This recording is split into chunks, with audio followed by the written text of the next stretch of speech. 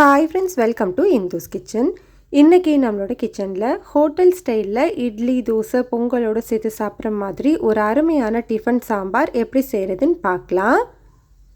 இதை செய்கிறதுக்காக ஃபர்ஸ்ட் ஒரு ப்ரெஷர் குக்கரில் மெஷரிங் கப்பில் அரை கப் அளவு துவரம் பருப்பு சேர்த்து இதை 2 முறை நல்லா கழுவி எடுத்துக்கலாம். பருப்பை நல்லா கழுவினதுக்கப்புறமா இது கூட சேர்க்குறதுக்காக ஒரு பெரிய சைஸ் தக்காளியில் நடுவில் இருக்கிற கெட்டி பகுதியை மட்டும் எடுத்துட்டு ரஃப்பாக கட் பண்ணி வச்சுருக்கேன்.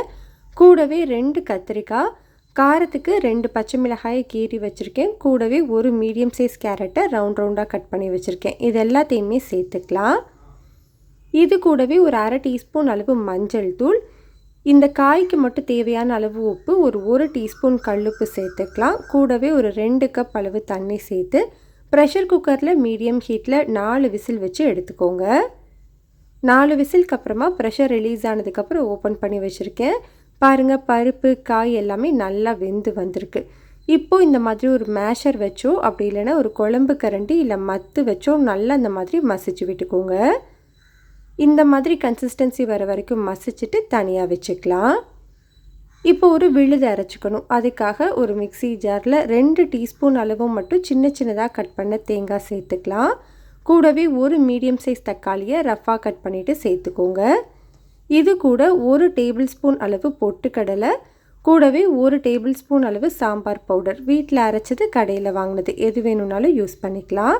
இப்போ இதில் கொஞ்சமாக தண்ணி சேர்த்து நல்லா ஸ்மூத்தான பேஸ்ட்டாக அரைச்சி எடுத்துக்கோங்க. இந்த மாதிரி அரைச்சிட்டு இந்த விழுதை தனியாக வச்சுக்கலாம். இதுதான் ரொம்ப முக்கியம். இப்போது அடுத்தது சாம்பார் செய்கிறதுக்காக ஒரு கடாயில் 2 டேபிள் ஸ்பூன் எண்ணெய் சூடுபடுத்திட்டு அரை டீஸ்பூன் கடுகு, அரை டீஸ்பூன் சீரகம், 3 வரமிளகாயை முழுசாக சேர்த்துக்கிறேன். இது கூட ஒரு 15 சின்ன வெங்காயத்தை முழுசாகவே சேர்த்துட்டு ஒரு 2-3 நிமிஷத்துக்கு நல்லா வதக்கி விட்டுக்கலாம். வெங்காயம் நல்லா இந்த மாதிரி வதங்கி வந்ததுக்கப்புறமா இதில் கொஞ்சமாக கருவேப்பிலை சேர்த்துக்கோங்க. இப்போ இதில் நம்ம ஏற்கனவே ரெடி பண்ணி வச்சுருக்கிறோம் இல்லையா அந்த பருப்பு, அதை அப்படியே சேர்த்துக்கலாம். கூடவே அந்த குக்கரை கழுவிட்டு ஒரு 2 கப் அளவு தண்ணி சேர்த்து நல்லா மிக்ஸ் பண்ணிவிட்டு ஒரு 5 நிமிஷத்துக்கு இதை நல்லா கொதிக்க வச்சுக்கோங்க. இப்போ பாருங்கள், நல்லா கொதித்து வந்துட்டுருக்கு. இந்த மாதிரி நல்லா கொதித்ததுக்கப்புறமா நம்ம ஏற்கனவே அரைச்சி வச்சுருக்கிறோம்ல அந்த விழுதை சேர்த்துக்கலாம். இந்த விழுதை நீங்கள் சேர்த்த உடனேயே உங்களுக்கு சாம்பார் கொஞ்சம் திக்காக ஆரம்பிக்கும்.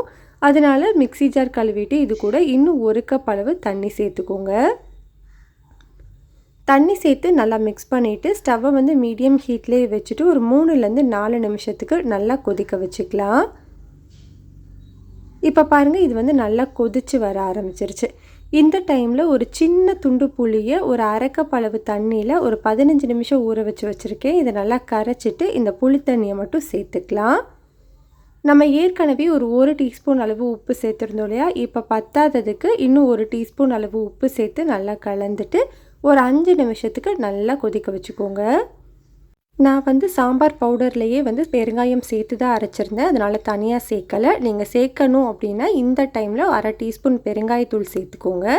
5 நிமிஷம் நல்லா கொதித்து வந்ததுக்கப்புறமா இதில் கொஞ்சமாக பொடியாக நறுக்கின கொத்தமல்லி இலைகள் சேர்த்து நல்லா கலந்துட்டு ஸ்டவ் ஆஃப் பண்ணிக்கலாம். அவ்வளோதான், நம்ம சேர்த்துருக்கிற அந்த சீக்ரெட்டான மசாலா நம்மளுக்கு அப்படியே ஹோட்டல் ஸ்டைல் டேஸ்ட்டை கொடுக்கும். ட்ரை பண்ணி பாருங்கள். இந்த சாம்பார் இட்லி, தோசை, பொங்கலோடு வச்சு சாப்பிடும்போது சூப்பராக இருக்கும். ட்ரை பண்ணுங்கள்.